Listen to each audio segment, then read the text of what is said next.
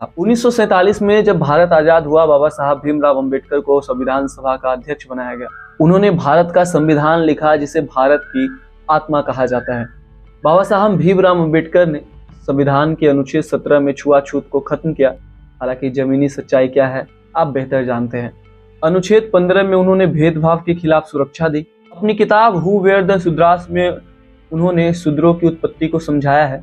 The Buddha and his धम्मा में बौद्ध धर्म की वैज्ञानिकता को सामने लाया। उनकी किताब the problem of the rupee ने भारतीय अर्थव्यवस्था की कमियों को उजागर किया। और हाँ, उनकी आत्मकथा waiting for a visa Columbia university के पाठ्यक्रम का हिस्सा है।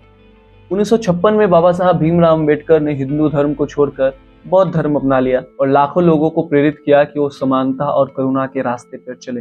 बहुत सारे लोग सोचते होंगे न्यू जनरेशन के कि आखिर बाबा साहब भीमराव अंबेडकर को इतना सम्मान क्यों मिलता है।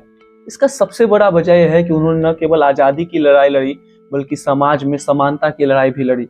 दोस्तों, महात्मा गांधी जी ने हमें ब्रिटिश शासन से आज़ादी दिलाई, पंडित नेहरू ने आधुनिक भारत की नींव रखी, लेकिन डॉक्टर बाबा साहब भीमराव अंबेडकर ही वो व्यक्ति थे जिन्होंने हर भारतीय को समानता का हक दिया। उन्होंने दलितों, महिलाओं और मजदूरों को आवाज दी। उनकी तुलना मार्टिन लूथर किंग जूनियर से की जाती है, क्योंकि दोनों ने सामाजिक भेदभाव के खिलाफ जंग लड़ी।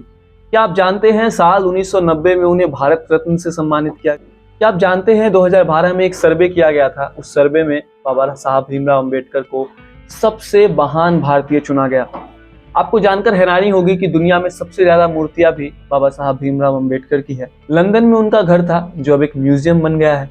एक जानकारी और भी बता देते हैं कि उनकी मूर्ति लंदन के म्यूजियम में कार्ल मार्क्स के सामने रखी गई है। बाबा साहब का मानना था कि शिक्षा, संगठन और संघर्ष ही बदलाव ला सकते हैं। उन्होंने कहा, मन की खेती ही मानव जीवन का अंतिम लक्ष्य होना चाहिए। तो दोस्तों, अंत में बाबा साहब भीमराव अंबेडकर केवल एक व्यक्ति नहीं बल्कि एक विचार है। जीवन हमें सिखाता है कि आपके जीवन में कितनी भी परेशानी, कितनी भी कठिनाइयां क्यों ना हो, अगर आप सत्य के मार्ग पर चलते हैं तो आप बड़ी से बड़ी बाधा को दूर कर सकते हैं।